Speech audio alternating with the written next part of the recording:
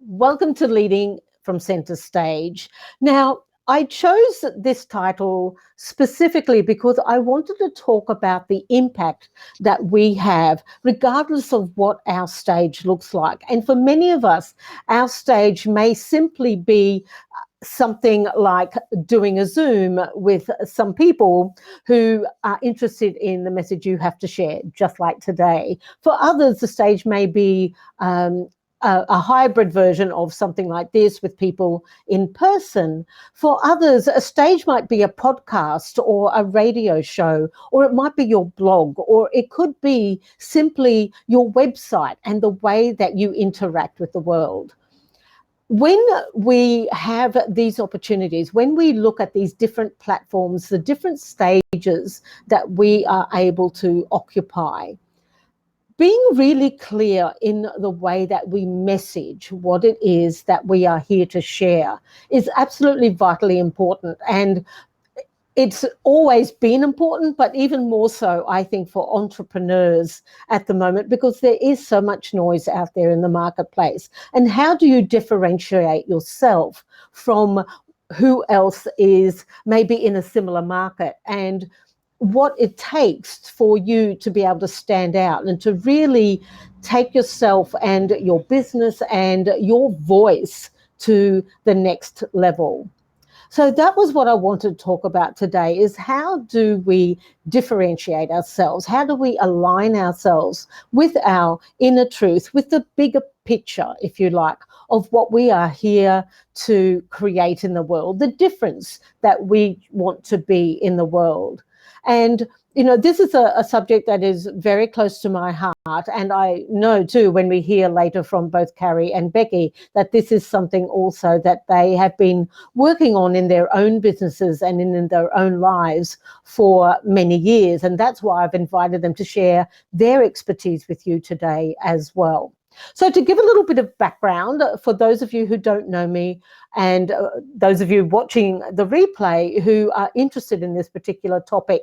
So one of the other reasons I chose Leading from Center Stage is that I have a significant background in theatre, in direction, in performance, in being the artistic director of my own theatre company for over 20 years and running that really successfully for many, many years with my husband.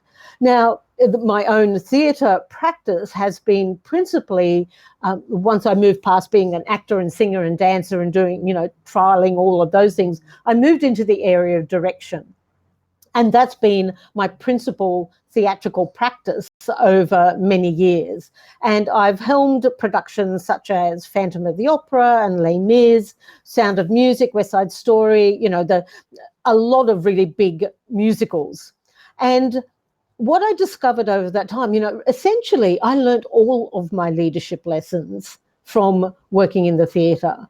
I learned how to work with teams. I learned how to create a vision that people could buy into. I learned how to manage egos. And believe me, working in the theatre, you do have to manage considerable egos. You have to be really anchored, and you have to be really grounded in your own self-leadership in order to be able to do that, because it can be really easy to get knocked about when you have people who have big egos. And in the theatre, that's what happens, because people are so used to putting themselves out there and giving of themselves and getting praise for that of course there's going to be an element that the ego actually gets pretty much involved in that process. So being really sure of yourself, being really anchored and grounded and knowing what you are there to do has been probably one of the biggest lessons of my life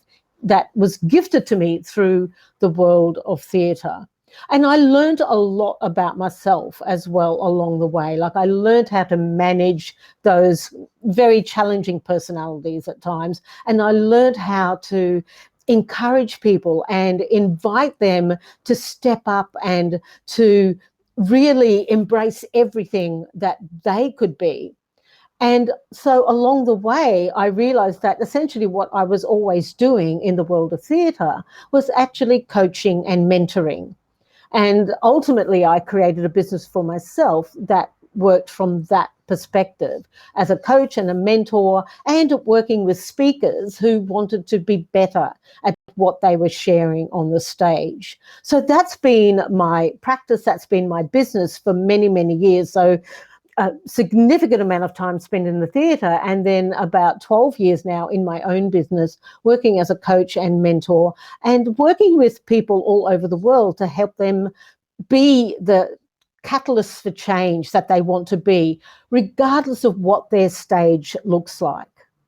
And so that's what I wanted to share with you today, was not only how I've helped people, but some strategies, some techniques and some tools that have helped people to really step into that space of being that difference. And so the first piece I wanted to offer you, and it's a question, and I do hope that you will ask yourself this question if you've never really thought about it. So the very first thing I want to share with you today is something that I shared in a workshop only a week ago. I was very fortunate to have the opportunity to head out west to a regional area and do a workshop called Finding Your Voice. And it was with entrepreneurs who are based in the the North and South Burnett region here in Queensland. And so we had a group of about a dozen entrepreneurs. And the question I put to them, and it took us some hours to actually get to the bottom of this. It's not going to take us anywhere near as long, I assure you. But the question I put to them, and what I'm asking you now to really sit with and invite yourself and your higher self to this conversation, is, what are you in the business of? What are you in the business of? Now, when I asked that question in that workshop, I immediately got what I expected people to say, which was, oh, I'm a coach, or I'm a farmer, or I'm an education consultant, or I'm a pig farmer, was one of them, which is exactly what they are. But that is what they are. It wasn't necessarily what they were in the business of. And so I want to unpack that for you a little bit, because what we are in the business of is bigger than what we physically do. Our programs, our services, what we, what we share and what we sell. So the products and services, they are what we do, but they're not what we are in the business of. And so when I asked the people in that workshop, when I asked them that question, it puzzled them. Like they didn't really understand where I was coming from. And so what I want you to really feel into is, what are you in the business of? What is it that you are here? What change are you here to create that is bigger than your products and services? It's the transformational piece that you and you alone are here to share. And to give that some context, to me, it aligns with your purpose. Now, I've told you a little bit about my background in the theatre, and I'm going to just take you a little further back into my background in the theatre to in my early 20s, when I went on my very first overseas trip, and we went to the States. My mum and I decided to go to travel together. Well, my mum wanted to go, and I said, I'm going with you. So we went to the States, and my brother, who was working there at the time, took us to Broadway to see a chorus line. Now, a chorus line is all about recognizing and owning your inner truth. And as part of the story of a chorus line, the actors, the performers, the dancers are invited to step up to a line on the stage, which is known as the chorus line. And the chorus always dance and act and sing behind that. And the principals stand in front of that. And for this particular production, all of the performers were invited to step up to the line and share a story. And that's the basis of a chorus line. It's an amazing musical. And so I saw that, my very first Broadway show. You can imagine, as an impressionable 20-year-old, how that went down for me. It was just extraordinary. And I floated out of that theatre. That's That was exactly how I felt. I literally felt like my feet weren't touching the ground, and I floated out of that theatre, and I just had this huge awareness land in my world. Like, it just landed with such certainty in my heart. And I thought to myself, and I just had this awareness, I thought, this is what I want to do with the rest of my life. I had no idea how that was ever going to happen. I didn't know how I was going to make it happen. I didn't know what I was going to do. So I didn't know what programs or services. I didn't know any of that, but I just had the absolute utmost certainty that this purpose, what I was truly aligned with for my time here on this earth at this time, this is what I was here to do, that somehow I was going to actualize that self-expression through the world of theatre. So that was the modality for me, was the theatre. But what landed for me was my purpose. What landed for me was that absolute inner truth of what I was going to be in the business of. Now, I didn't have that big picture, of course. I was 20, but come on, I didn't have that complete picture. But what I did know was the modality, the world of theatre. I didn't yet know the how, but I had a pathway. I knew that what I had to do was find a way to bring that into my life more and more, so that I could find my way through, that I could find my way to that life purpose, if you like, to that inner truth through the modality of theatre. And that is exactly what has transpired. When I then came back to Australia, I really started to invest my energy and time into learning everything that I could about the world of theatre and how I could have more of that experience in my life. So fast forward 40 years, and I'm talking to you now about this experience, and that purpose has never wavered. That absolute inner truth, that way of me walking through the world, that way of me actualizing that inner truth has never changed. Even though I don't actively participate in theatre to the same extent any longer, it still infuses every single thing that I do. It has become my calling card, if you like. People know me for that background. It's what I'm known for. So when I ask you, what are you in the business of? This is what you want to be known for. This is how you are leading from your particular stage.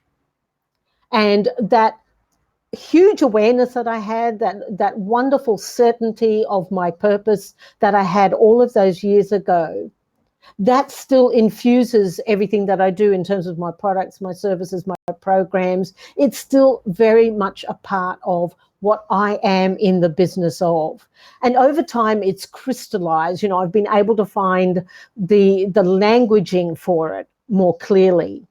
I've been able to articulate it in a much more meaningful way.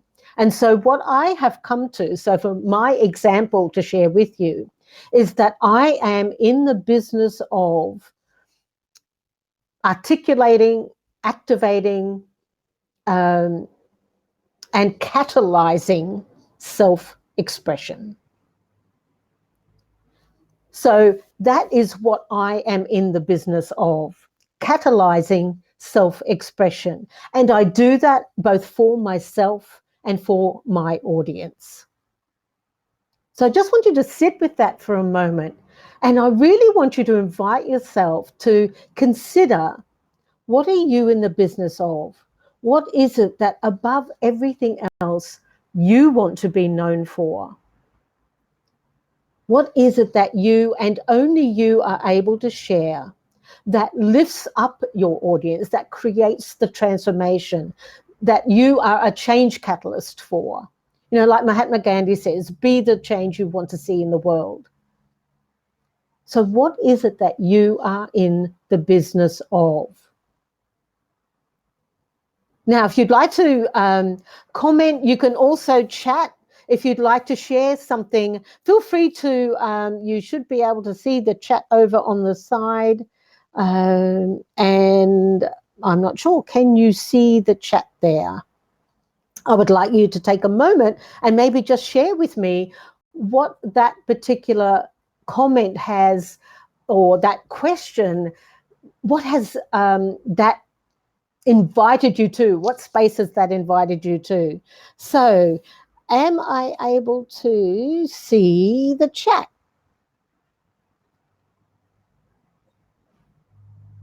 I cannot see a chat. Can you let me know somehow if you can see the chat at all? I'm getting lots of beautiful blue hearts. Thank you very much. That's awesome. So let me just see. Is there a chat option? And if there is, can you put something in it? And I will see if I can see it as well. Because for some reason, I'm only seeing the... Okay.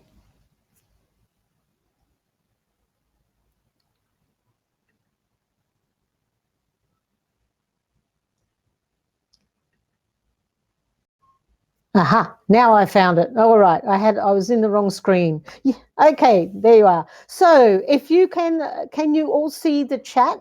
Can you share with me in the chat something that, some awareness of what popped into your world as a result of that question? Do you have an answer for that yet? What you are in the business of? And in just a moment, I'm going to invite Cari and Becky to join me and maybe share from their perspective what they have discovered.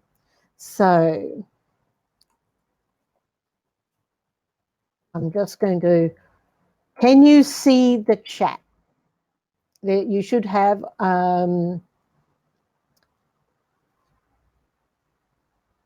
Thank you, Cari. You love the story I told, helps set you on the right track.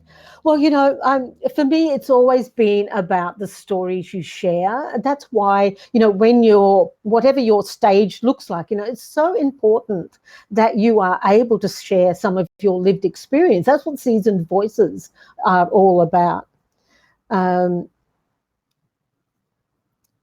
Graham, thank you. You are in the business of connecting great people, ideas, and opportunities. Okay, so that is what you do, which is awesome. I want you to distill that down even more, because I feel, you know, that is what you do. You create and capture communicating wisdom through stories of fire. Now we're getting there. That feels to me like that's a little bit more... that's richer, that's deeper, it has more essence and energy to it. Communicating through stories of fire. And Becky saying you didn't realize you'd been in the same business for your entire life and looks totally different now than earlier. Yes, isn't that true? Our businesses and our modalities, our programs, our services go through many iterations, and certainly they do change and morph and become something else. And yet it's still the same underlying... If you really think about what is the underlying component, what is the essence of that, what is the energy of that? Cari, I know that you and I had a conversation about this earlier. Oh, and there you go. You've just popped it in there in the chat. In the business of revealing. I love that. I think that is such a perfect word. The business of revealing the sacredness of life. I love that. And so, Becky, if you were to then distill that, and how about while you're thinking about that, I'm going to get Cari to come and join me on stage, and let's have a quick chat, Cari, about the business of revealing, because I think it's a great example and really helps us to understand how we can share our impact. So let me bring you up on the stage. Awesome, it worked. Oh, I've lost you again. Okay, let me just try that again. All right, I'm just not going to touch anything, because as soon as I touch something, you disappear. That was me. I thought I was making sure I was going to mute off and on, and I went to the red button. Ah, the red button. Oh, not the red button. Anything but the red button. Okay. So, Cari, I know that we did have a conversation about this about a week ago. And as a result of that, you did get greater clarity around what you are in the business of. I'd love you to talk me through that process as a result of that conversation. Yeah, so I think what's really important is that I remember writing my first book when I was 23. And in that book, even back then, the topics of the conversation were really around what's interesting is around saying to people, and I was teaching younger people at the time about the process of, you're not who you are, you're not what you do, you're not any of these things, right? And really being able to bring people back to this space of sacredness. And at that time, that was that real space of people really trying to define themselves by their action or by their visual, right? By the clothes they put on or by the things that they achieved in the world, as opposed to, right down to the nitty-gritty of just simply being who I am. And it's really interesting that even over all these years, that has really still carried through so much. And you go on to, we're just speaking about that, about how it really has been something that we have continued to be given that thought pattern of, that what you achieve, how much you can attain or acquire, or the letters you can get behind your name, building a resume, those sorts of things, that those things are really based on who we are. And the reason I bring that up is because that then means that that's what we're offering to the world. I'm offering you my PhD, or I'm offering you my 2-story house with, fancy car or something, right? As opposed to going, no one really at the end of the day is impacted by those things more than. They might still see those things, but not more than the essence of who you are. And so when you get down to that, I'm in the business of, I think it's such a glorious question, because it really makes you pull so deep into yourself to say, in a way, how do people experience me? And that's where you then said a minute ago what you want to be known for, because that is that space of how do people see me, which is something so different, right? We always are thinking from this space of maybe perhaps our ego space going forward, as opposed to reversing that and going, how do people see me? So for me, it was really, really interesting, because, at first, when you first posed that question, I went to, educating, like you grab at words. You grab at words that you are sort of common words, for want of a better word. You just grab at things that you think are the most definitive. And yet when you really chew it down and get into that process, you find words that are so much more, pertinent to what that true depth of you is. And I think, like for yourself, you might have begun with a different word to captivating, but to really being able to capture these essences of people and hear certain things, and then be able to say to them, no, I can hear that voice in you. I can, and helping them accentuate that. It just brings so much more meat to it, or juiciness to it, depth to it. So when I got to revealing through sort of educating, I went through a couple of different words, and I got to revealing. What I did was I really reversed it around. So when I first used the word educating, I then reversed it and said, is that who they see me as, both as from the audience perspective, but also I said, is that how I want to be seen? Is that how I feel like I want to carry myself through? And I was like, well, no, that's not, I didn't want to go to university, let's say, to be a teacher or an educator, And so it actually makes you really look at yourself in such a different way as well, because you are looking from that audience perspective. And I know that's something that you have, said in teaching this, from that audience perspective as to how they see you. So for me, it came to revealing. And I guess the really super difficult thing for me is that because mine is so intangible, I loved your story because I can really grab it. I can see the chorus line. I can see you in the audience. I can see the impact, and I can even think, wow, that would be impacting on me. But when I'm talking about saying that I reveal the sacredness of life, I'm one step before you in that you give people the voice to what they've discovered, but I help them discover that sacredness of themselves and the sacredness of their own source connection, whatever that is, however that is. And I sort of reveal that to them, and you then give them the ability to reveal that to life in a way, right? Mm-hmm. But for me, there's nothing tangible that I can say to people is something that you see. So the more I really get into thinking about it and thinking, well, how do you do that? For me, it becomes more about who you are and the presence that I bring to people for them to be able to say, that steadiness or that calmness or that wisdom or that resolve that you have, all of that, how do I be that? And that's where I can say, well, that's that sacred part of yourself, that deep grounding space. So for me, it's back to, having to really be the fullness of that for people to be able to sort of connect into. And to be able to receive it, absolutely. And as you're speaking, I keep hearing those words, and I know that it kind of arrived, and you've done a little bit further work with it, but that idea of revealing, and it just kind of popped into my head to say that you are in the business of revelation and resonance.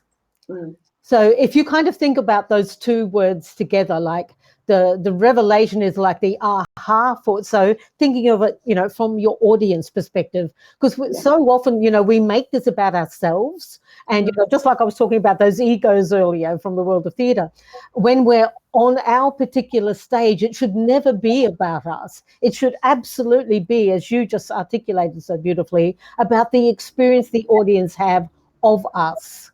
That's how we lead from that stage. So what is the audience experience of us? It's revelation and it's resonance. And I'm getting absolute top to toe head goosebumps as I'm saying that to you. So it feels to me like that's absolutely on point for you.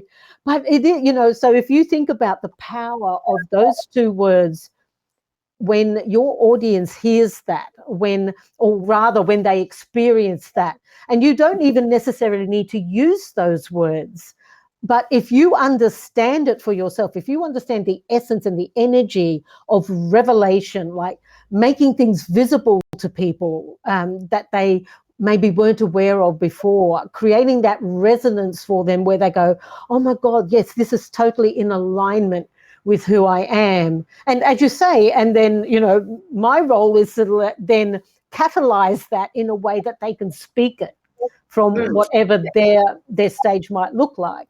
So I think they're incredibly powerful words. And you can see how having words like that, like having some anchor words, because that's really what they are. They're anchor words. Having those enables you to share what it is that you do with the world in a really different way. It really clarifies your messaging. It helps you to articulate your difference at a much greater level than when people try to articulate their difference through, I'm a business coach. And you see that all the time. Whereas if you talk about, I'm in the business of revelation and resonance, and then you can unpack that further for people through, this particular modality or this particular offering or program or service. My apologies. To me, it really helps you stand out from the noise when you have such particular words. They're really, they're very niched when we have that kind of a focus. So, for many years, I resisted the whole idea of niching. But then when I thought about it, I thought, well, I have been niching myself anyway, because my background in theatre has always niched me. So, you know, instead of fighting that, I just went, okay, well, what if it is about, it always has been about self-expression, and I catalyze it and I activate it for others as well as for myself. So once I kind of got my head around that and stopped trying to, you know, be a niche like everybody else says I need to be a niche, and actually became a niche of one, for myself, like being able to really use those anchor words and to be really grounded and in the essence of what it is that I offer and what it is that the change that I create in the world. It just made everything so much easier. I stopped worrying about how to share what it is that I do because I had such clarity.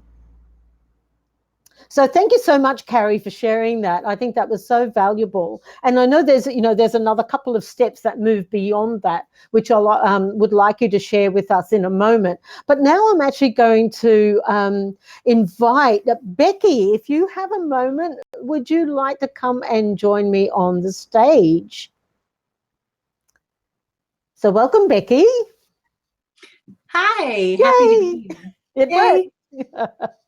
It So did, Becky, the first time even. Yeah, first time and all. So Becky, what ahas, what came to you, what did you experience during this past little, like 20 or so minutes? Well, it's like, you know, going to get a drink of water and realizing you're standing under Niagara Falls. Love that analogy.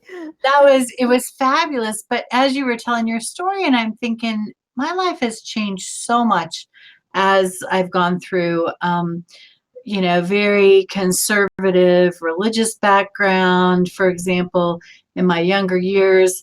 And then I pursued corporate and had an MBA and worked for international business as a manager there, and was early in the sustainability business and helped a couple of universities develop those programs. And now I work in the arena of intuitive work, intuitive healing, intuitive coaching. And so I was kind of a little perplexed because I was trying to find the thread, and then it showed itself to me loud and clear, and I had a really hard time being willing to claim it. So with all of that, what's always been the consistency is I'm very heart-based. Mm-hmm. In all of those things, what made me successful, even in the business world, like I remember once my direct boss making a comment, if you really want somebody to connect with people, you need to send Becky. And I wasn't in the sales department. He's like, if they're within 3 feet of her, she will have them in a conversation. They will understand what we're talking about, and they will be driven to action. But that's all heart. It's not about, I used to take great pride in being smart. I worked really hard to be smart because I thought that's how I influence people, but it's not that. It's always been the heart energy. And so that was interesting to be willing to kind of look at that and claim it in terms of lifelong. And I get that it sounds a little vague. It still shows up to me vague every day. And in the past week, there's been so much clarity about this showing up just kind of in my world, because a lot of people talk about heart-based business or heart-sourced or whatever, and that is all and good. And for me, there is the way I experience the heart energy is there's a pure heart energy that I'm going to supersedes most things we have in this reality. It's not about an emotion. It's not about, self-sacrifice and putting everybody else first. And like, there's a whole host of things that people think that means. Mm-hmm. And I think the purity of it is bigger than anything. It is bigger than anything we experience. It goes past the ego. It goes past the mind. It goes past the suppositions. One of my areas of expertise So when I'm talking about healing, intuitive healing, I specialize in cancer, abuse, and chronic illness. And there's not very much about that that sounds fun. And I kept trying to talk myself out of it. That's part of what I was here to do. But the beauty in that is being willing to meet people where they are with no judgment, no story, no significance, just where they are, what's up, would they like to change it, and totally supporting them if they don't want to change it. Mm-hmm. They might have a really, one of the first things I ask people when they have cancer is, are you done here? I promise not to tell anybody. So, I mean, that's a little bit of a ramble, but even in the coaching that I do, it's really about helping people tap in, embody that pure heart energy, because from there you can create and choose anything you desire. It almost feels like I'm a step back in the primordial ooze from what Cari was talking about, in terms of finding that center, finding that base heart, that so I'm a catalyst for that. I'm an invitation for that. So finding that, so then she can help reveal to them what is sacred in their life, because then it's not a head trip. It's not one thing that was really hard for me for years is I'm so empathic and intuitive, whatever you want to call it. I think a lot of us have those capacities. We just know what we know and we don't know how we know. Well, I was so much that I had a hard time getting clear what was me. Because when I talk to you, whatever you're like, for Cari's words, the sacredness, whatever your sacredness was of life, I could feel that. And it resonated. And so it was like being a chameleon, not in a way of trying to control people or not wanting them to see me. I couldn't find me because I had a resonance with all of it. Mm-hmm. So when I started to strip away not strip away, but like realize what was mine and what belonged to everybody else, it was like I went from being in an auditorium of thousands of people to being in a room with nothing but mirrors. To really see what I was about and what my business was, what I was here to bring to the world. So your question, it got me a bit, because part of it is I hadn't been willing to own it, the heart-based piece of the business. And part of it is that it felt really vulnerable to put that out there. I would rather say I'm an intuitive healer and I can help you with cancer. Or I would rather say that I'm an intuitive coach and I can help you with your, like I work with some athletes. I can help you with your self-confidence and your presentation and your performance. And all of those things are very tangible. But the reality is that's the surface. It's not, it's like the frosting on the cake, but it's not the whole thing. So it wedgied me a bit, let's say, in terms of forcing me to be honest with me. But this is, thank you so much for being so honest. And I think hang on a minute. Okay, just going to try that again. I've got a bit of an echo here, so my apologies. I think, thank you so much for your vulnerability there and for being so open with us all about where you find yourself when you contemplate that question. Because, think about it, when it is to me, it is a deep process. When I asked that question at this workshop, it took us 3 hours, as I said. It took us about half of the workshop time to really get clarity on that. And, we spent a fair bit of time, had a workbook and everything that we worked through. And I'm inviting people to kind of like come up with it like that. But really, I'm inviting you to that question for you to ponder and reflect upon, even if you don't have the answer right now. But it's to really think about, well, what is it that I want to be known for? Not from that ego space, as you say, from that heart space. What is it that would be in such resonance with my audience that they totally, they just know that I'm the person for them. And so when we have that clarity, when we can stand up and share that with confidence and with clarity and know really like, yes, this is it, that this is what I'm here to do, I think it just gives us such personal power then as well. It really motivates us to be able to share that goodness with the world to me in a totally different way. And yeah.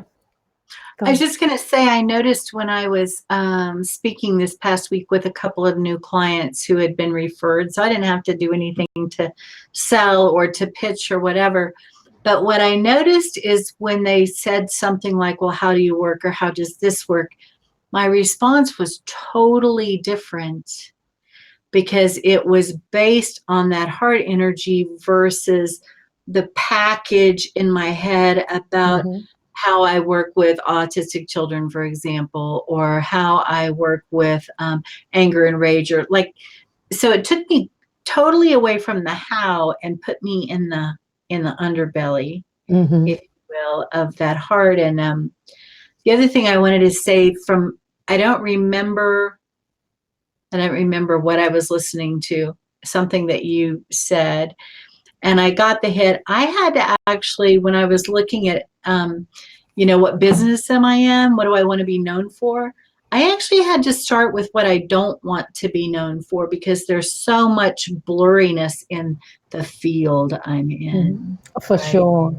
And so I started with saying, I don't want to be viewed as a guru. I don't want to be viewed as somebody who takes energy and uses it for their selfish advantage. And I don't want to, turn it into a weapon. And I found out I had all this about the field I'm in, that until I wrote that down, I couldn't see the purity.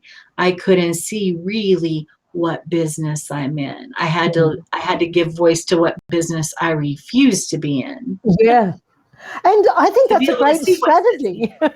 I think that actually is a great strategy, because sometimes that's the only thing we really do have clarity around, is what we don't want to be known for, or what we really, what doesn't resonate for us, what's just so far out of our field.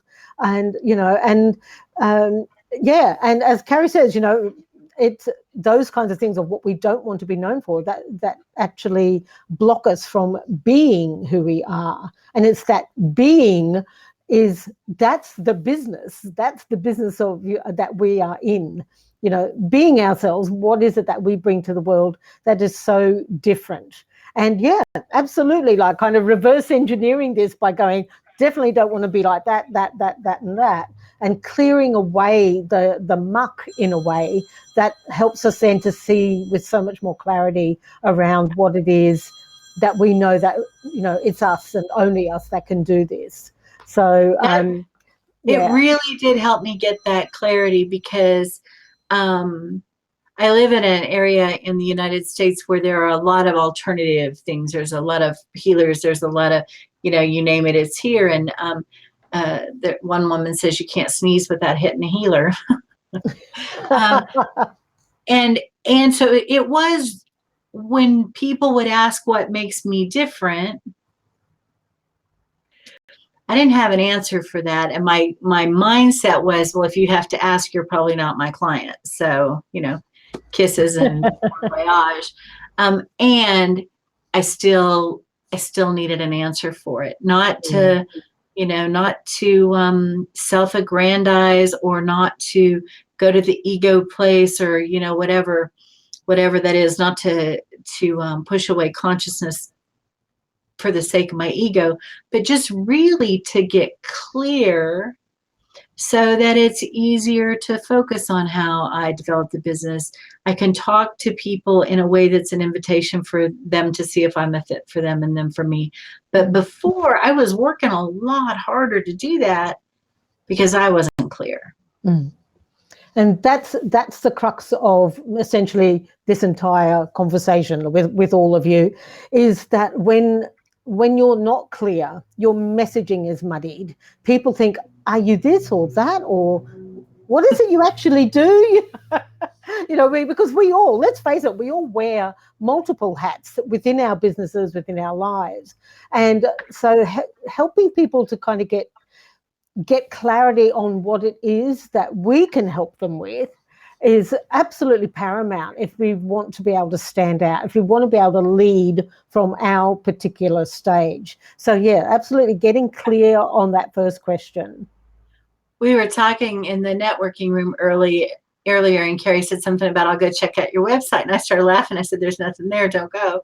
And it's the exact same kind of thing, because people will ask me a kind of a blanket question, and still I do this a little bit. I would say, it depends.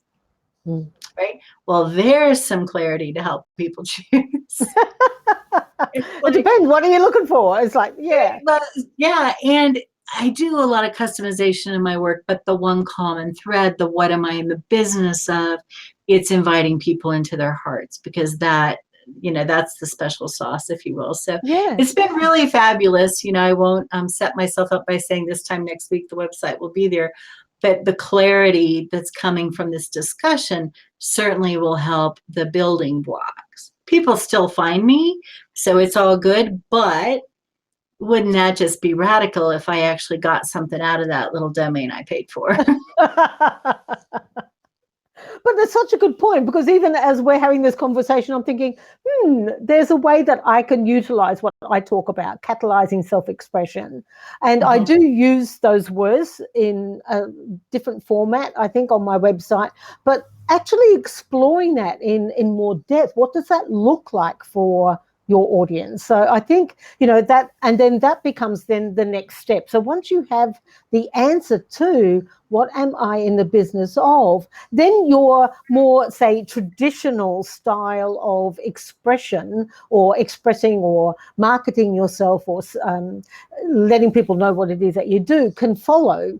Because I do this through, then you give them the nuts and bolts. So that would be, essentially the second strategy. So the first strategy is to spend time in understanding or doing a bit of a deep dive into that first question. What am I in the business of? And once you have clarity around that, you're able then to break that down into, well, I do this through, and it might be that's where you mention intuitive coaching or the healing, or, for me, I do this through programs which help you articulate your message, something like that. I mean, I'm just saying that off the top of my head, but it's given me clarity as well as to how can I use this more effectively in my own personal marketing. So Cari's just written that you're in the business of vibration and pulsation. Oh, I like that. Through inviting people to embody the energy of their heart. Lovely words. Like That's cool. Thank you, Cari. That's lovely. And it's the other thing I realized when you were talking, Simone, is like I woke up one night and I knew that Heart and Hertz was the name of the business, the rebranding of the business, because it is heart based. And Cari, the Hertz, the vibration, the pulsation, that is the how it works. So I had that part, but I hadn't fleshed it out enough to get clear. So again, that's I'm going to copy that and put it on my computer before it disappears. Save the chat quick. I know, right? Okay, anyway, so yeah, thank you so much for the conversation. It's fabulous, and not what I realize with it is it engages my mind, but it's not a mental process. It's really that creative energy you were talking about, and that's what a fabulous way to dance with my business. Yeah. And I think that is such an important element too, is to understand that it is a creative energy that's at play here, that it's not about ego. It's actually not logical either, because if it were logical, we would all know the answer to it. So it is very much about dancing in that creative energy and having a bit of play with the words and seeing what kind of wants to float to the surface. So glad that it was able to give you some clarity. Thank you so much for joining me on the stage. Happy to. Thank you. I don't know how to get out. But That's all right. I'm just going to do that right now. you're going to kick me out? So there you go. Well, some fascinating insights and perspectives on that question of what are you in the business of? Graham, would you like to join me on stage for a few minutes? We have about 5 minutes left before we go into the Q&A. So if you'd like to join me, all you need to do is raise your hand. You can see that on the right-hand side of the chat. You can raise your hand and join me on the stage if you would like, or if you would like to maybe do a bit of a deeper dive into what you are in the business of. Okay, here we go. Come and join me.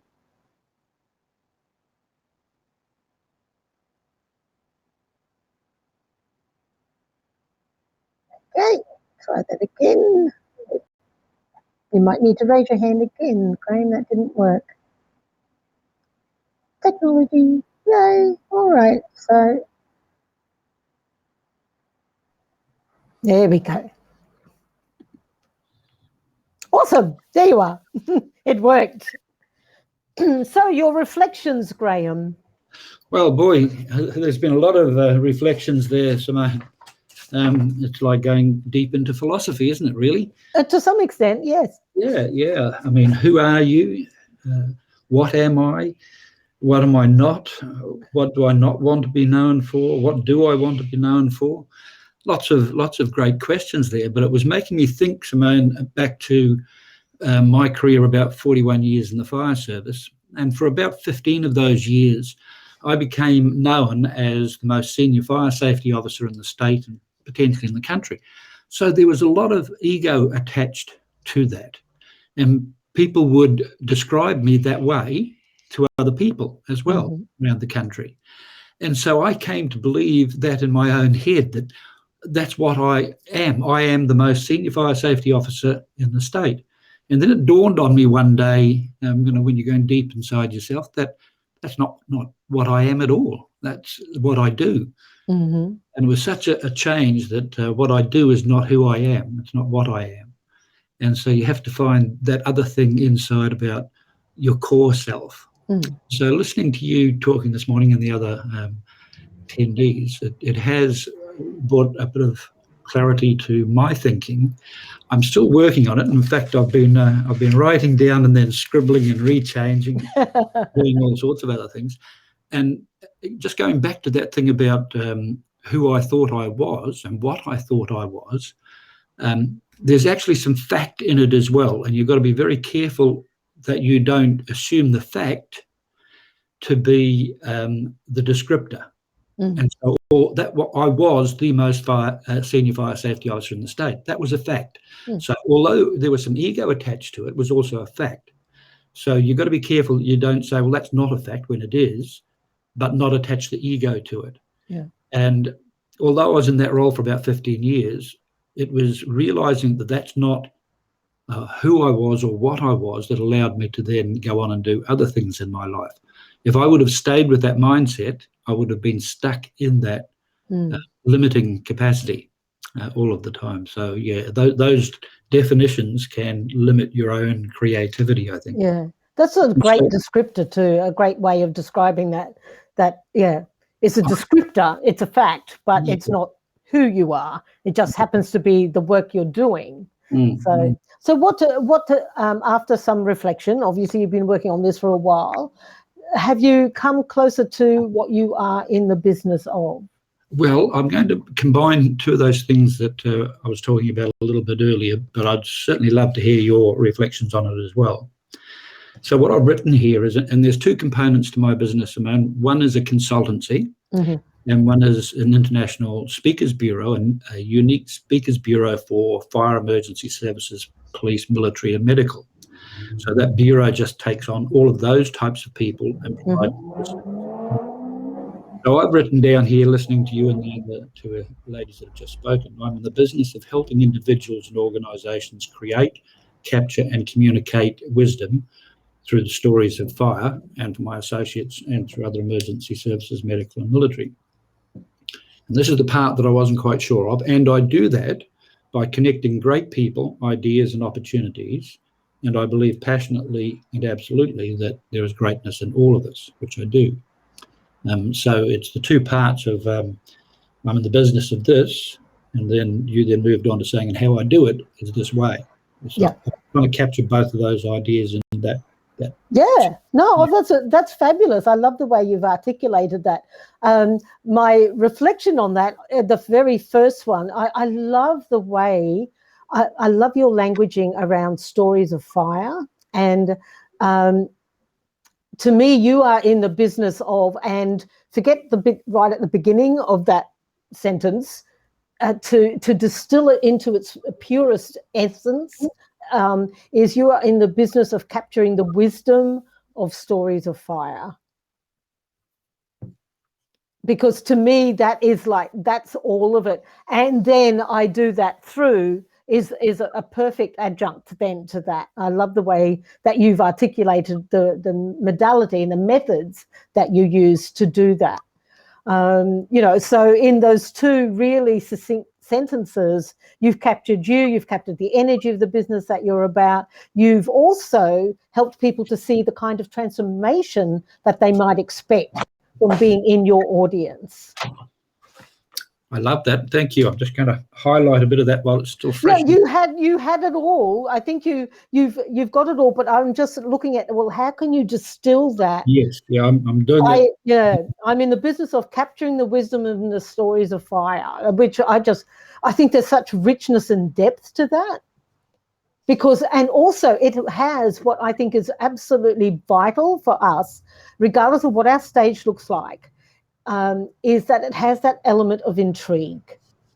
People hear it, they receive it, they kind of, they feel it kind of wash over them, and they go, I need to hear more. Wonderful. Thank you. Yeah, I love that. I think that you're absolutely on point with where you're headed with what you're doing in the world, and being able to articulate that in such a beautiful, nuanced way that people go, oh yeah, totally get that, and that's exactly the kind of person I want to hear from. Can I ask a supplementary? Yes, go for it. So I've just extracted out of that what you said, out of the greater verbiage that I had. I'm in the business of capturing wisdom through stories of fire. One of the things that floats around in my head is, am I in the business of, which I think I am, in the business of capturing helping them to create their wisdom, to communicate their wisdom throughout their organization, but using me as the platform to do it? Or is it capturing wisdom through the stories of fire? Is capturing wisdom through the stories of fire sufficient to allow people to know that it's also their wisdom that's going to be communicated through the wisdom of fire? Great question. Clarifying that more, or? Yeah, and what I would say, and I'm not sure if this is going to help, is it's both. To me, it is both. You do it for your audience. You help them understand their own wisdom. You help them to capture their own wisdom through their own personal stories of fire. And you do it by being one of those stories of fire as well. So your being, like who you are in the world, is that wisdom keeper. I call it being a wisdom keeper. And so you're a wisdom keeper for the stories of fire. Mm. So to me, it is actually both. It's two sides of the one coin. Yep. You both give it out, and so it's both external and internal. Mm. So you both help your audience to do it, and it's also your own personal life purpose, if you like. Mm. Just like I shared catalyzing self-expression. I didn't say whether it was for others or for myself, because to me, it's both. Yeah. Okay. Yeah. So, it's that, to me, it also has that element of you teach what you most need to learn kind of element. So, you learn it and then you teach others that's the wisdom keeping. Yep. So I think that's beautiful, Graham. I absolutely love that you are a wisdom keeper for stories of fire. That just totally lights me up. Actually, that the way you said that was even better. A wisdom keeper for the stories of fire. Wisdom keeper. So you are in the business of being a wisdom keeper for stories of fire. Oh, I love that. Oh my God, that is. But again, see what a differentiator that is in the world, isn't it? Like, so for your particular platforms, what a difference. Okay, even just, stories of fire is such such a metaphor. And so and there's such richness and depth in that, but it really, to me, it really stands out. Okay, awesome. Okay, so does anyone, so let's just move to, so I'm going to pop you back into the audience, Graham. Thank you. Thank you. Does anyone have any questions at this stage? We do have a Q&A chat box as well, or you can just ask the question here in the chat if you have anything that you would like to ask, or we can continue this on in the lounge and do the Q&A there, but that's not recorded. So if you have something that you would like to ask, you can type it in the chat or put your hand up. We have a raised hand. Cari, come on stage. Come on down, as they say.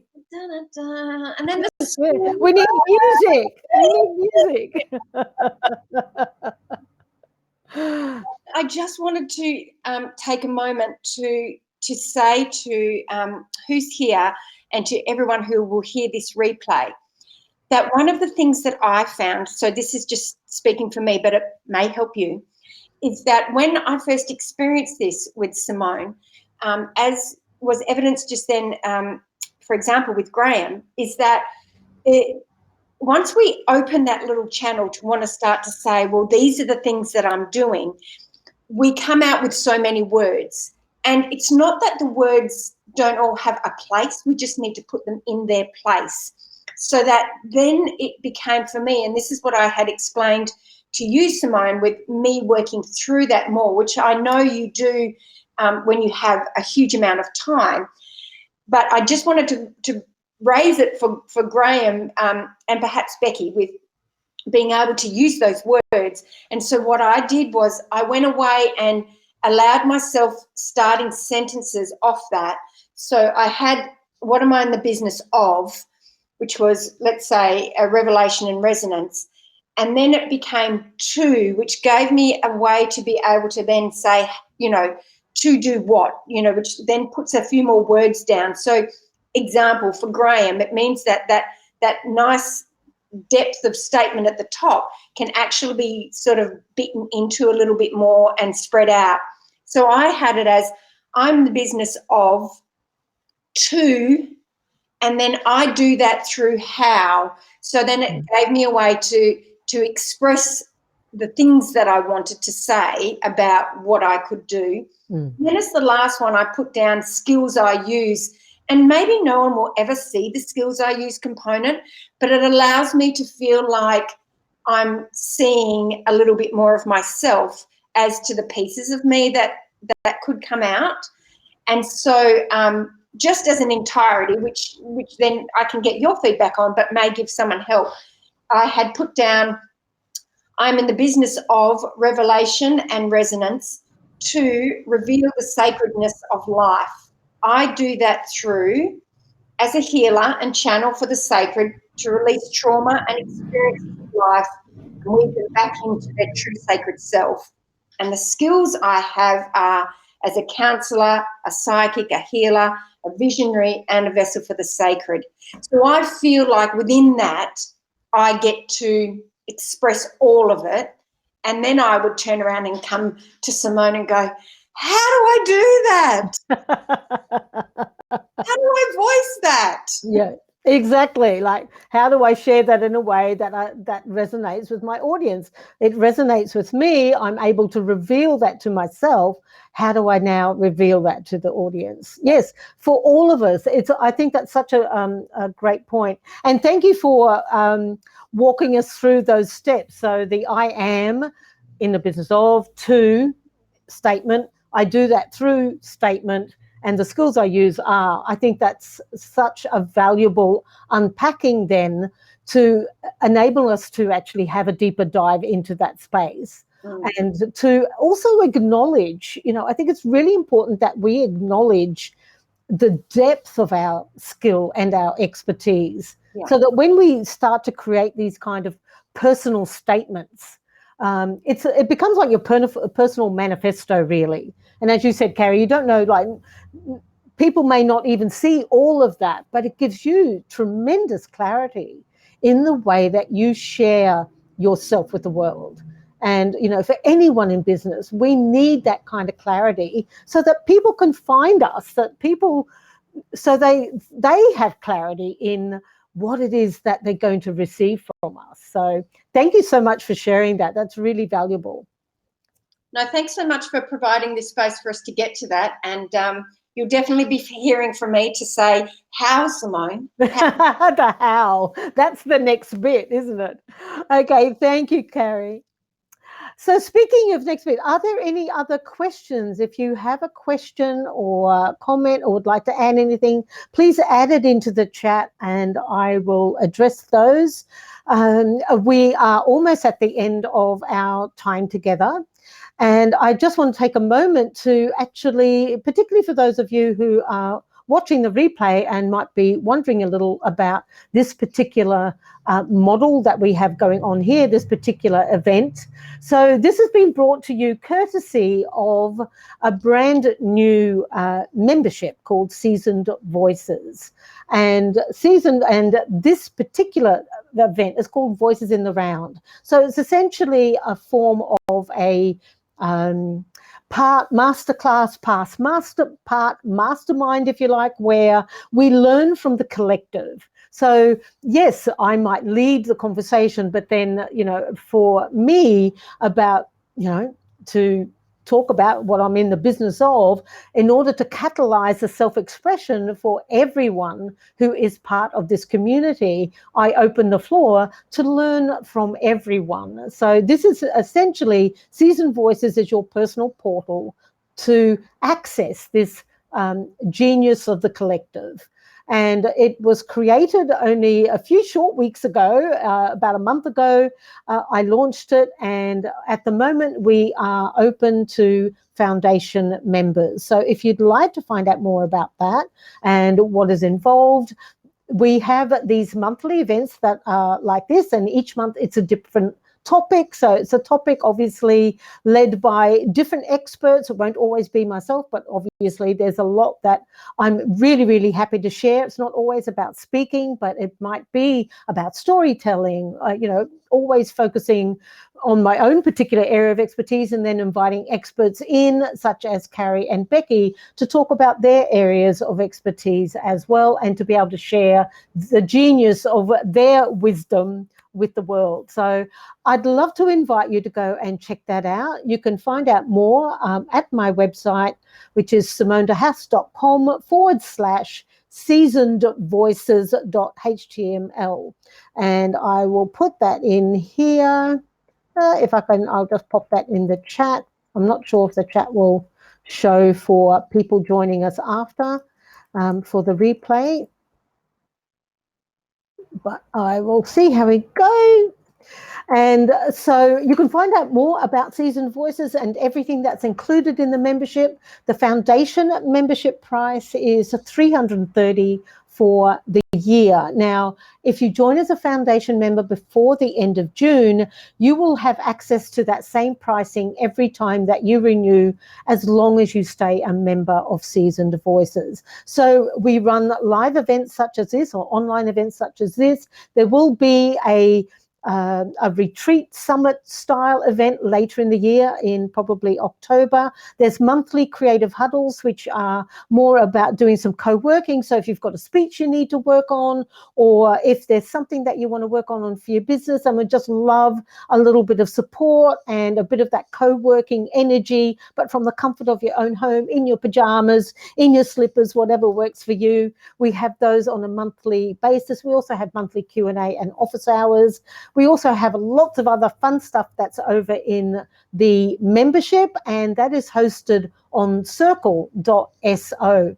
If you go to my website and check out the Seasoned Voices page, you'll find all of the information there, including a preview of what the actual membership looks like over on Circle. So it's got nothing to do with Facebook. It's a completely private community, which I totally love. We are in control of everything that we put in there. We own the content, etc., or I own the content. And so that's where our home is, on circle.so. It's great fun. You don't have to pay. It's not that you just log in. There's no payment for using that. And thank you all so much for today. I really appreciate your time and your energy. So I'm going to end the session in a moment, and we can all hop in the lounge and have a quick chat and a recap, and have a final few moments together before we all go on our separate ways. So thank you so much for all the great wisdom that you've all shared with us today. And for those of you watching the replay, please let us know how you enjoyed this. You know, you can email me, Simone@SimoneDeHaas.com. I'd love to hear from you. And you can go and check out the Seasoned Voices community on my website. The link is in the chat. So thank you all very much, and so great to connect with you all here today. I will now hop on over to the networking lounge, and we'll see you all there.